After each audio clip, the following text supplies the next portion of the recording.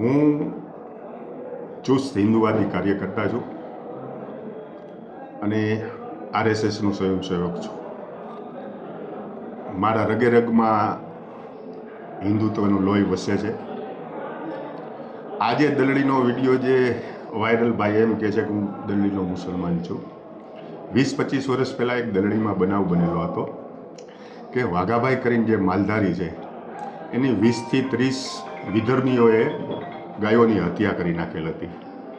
એ બાબતમાં અમે પછી આખી ટીમ ત્યાં દલડી ગયા હતા. એ દલડી જઈ અને અમે હંગામો કર્યો હતો કે આ જે પણ વિધર્મીઓએ જે ગાય માતાઓની હત્યા કરી છે એના ઉપર કાયદેસર રીતે કાર્યવાહી થવી જોઈએ. એમાં અમારી એ ટીમમાં એ વખતે અમરસિંહભાઈ મઢવી હતા, મોનાભાઈ માલધારી હતા, ગૌતમભાઈ ખાંડેખા હતા અને બીજા ઘણા બધા અન્ય લોકો હતા. ત્યારે એ દલડીના જે વિધર્મી લોકો હતા એ લોકો પણ આમાં સંડોવાયેલા હતા. એટલે દલડીની વાત કરી તો દલડીના મુસ્લિમ સમાજ કોઈ દી ભાજપને મત આપે નહીં. અને 25 વર્ષનું જે એની મતદાર યાદી છે દલડીની એ પણ આપ જોઈ લ્યો કે ભારતીય જનતા પાર્ટીને મત આ દલડીમાંથી કેટલા મળ્યા છે. બીજું વાત એ છે કે હું 2002થી મારા પત્ની લડતા હતા ધારાસભ્ય તરીકે, હું પણ લડ્યો છું. અને હરેક વખતે મેં ગામડામાં સભામાં મેં એમ કીધેલું છે કે મને વિધર્મીઓ મત આપી મારી મતપેટીને તમે બગાડતા નહીં, અભડાવતા નહીં મતપેટીને. આવું મેં વારંવાર મારી સભામાં કીધેલું છે. અને આજ પણ હજી હું કહું છું કે મારે તમારા મત જોતા 2.25 લાખ મતદારો આ વિધાનસભા વિસ્તારમાં હિન્દુ સમાજના છે. હિન્દુ સમાજે મને ઘણો બધો પ્રેમ આપ્યો છે અને મારા ઉપર વિશ્વાસ રાખ્યો છે અને હિન્દુ સમાજ સતત મારી સાથે રહેલો છો. એટલે મારે આટલા બધા જો હિન્દુ સમાજના મત હોય તો બીજા લોકો પાસે મારે મત માગવાની જરૂર નથી. અને ખોટી મતપેટી શું કામ અભડાવીએ જોઈએ? કારણ કે મને જે લોકો કહી રહ્યા છે બજારમાં ઘણું બધું કહેતા હોય, કોઈ લોકો શેતાન કહેતા હોય, કોઈ લોકો સારા કહેતા હોય. એટલે શેતાન તરીકે પણ એ લોકો મને ચિતરી રહ્યા છે. તો એ શેતાનને એ લોકો મત કેવી રીતે આપે? અને આ દલડીવાળાની જે વાત રહી એ આ વિષયમાં મારી ટીખળ કરવા આવ્યો હતો અને એ કોંગ્રેસી હતો અને મારી પાસે ટીખળ કરી અને મને એમ કહે કે મત કોને આપવાના છે. એટલે ભાઈ હું તારી પાસે ગમે તેટલું કરું, હું તને ગમે તેટલું કહું, તું ભારતીય જનતા પાર્ટીને મત આપવાનો નથી, કોંગ્રેસને જ મત આપવાનો છો. અને તું જે વસ્તુ ટીખળ કરવા આવ્યો છો એ આ તારી ટીખળ છે. અને બીજી વાત એ છે કે મેં દલડી ડીઘલિયામાં કોઈ દિવસ પાણી છોડાવેલ નથી.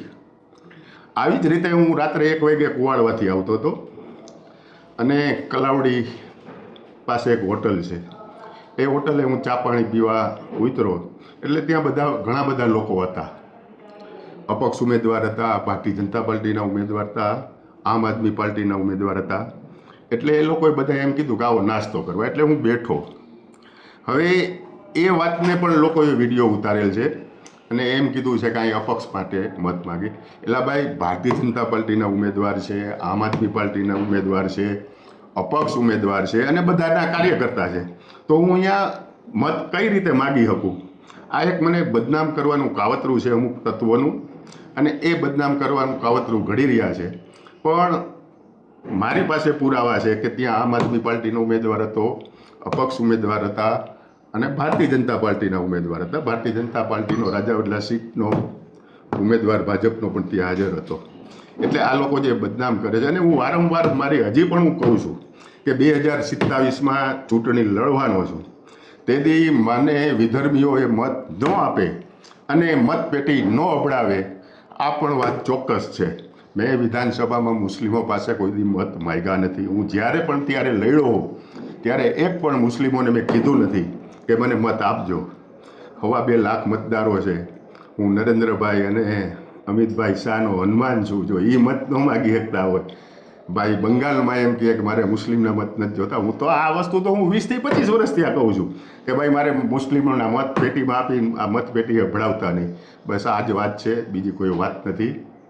આ વિડીયો બનાવવા માટે થઈને જે વ્યક્તિ તમારી પાસે આવ્યો અને ત્યાર પછી જેણે આ વાયરલ કરવાનું કૃત્ય કર્યું એના વિરુદ્ધ કોઈ કાર્યવાહી કરવાનું તમે વિચારી રહ્યા છો ખરા કે જાણી જોઈને તમારી છબી બગાડવા માટેનો પ્રયત્ન થયો છે? એટલે એ કોંગ્રેસનો માણસ હતો. એ કોંગ્રેસના માણસની પાછળ કોઈ પણ મારા વિરોધી તત્વો હોઈ શકે છે.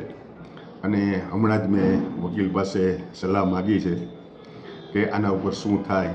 એટલે એને સામાન્ય તો એ રીતે કીધું છે કે પોલીસ સ્ટેશનમાં ફરિયાદ ન થાય, કોર્ટમાં થાય. હું વકીલ પાસે સંપૂર્ણ રીતે જાણકારી કરી અને આની પાછળ આ ભાઈ અને એની પાછળ કયા કયા તત્વો સંડોવાયેલા છે એને હું 100% ખુલ્લા કરીશ. બાકી હું હિન્દુ છું, હિન્દુ રહેવાનો, હિન્દુ પાસે જ મત માગવાનો છું એ વાત ચોક્કસ છે. વિધર્મીઓના મારે મત જોતા નથી અને વિધર્મીઓ મારી મતપેટી અબડાવે નહીં, આ પણ ચોક્કસ વાત છે.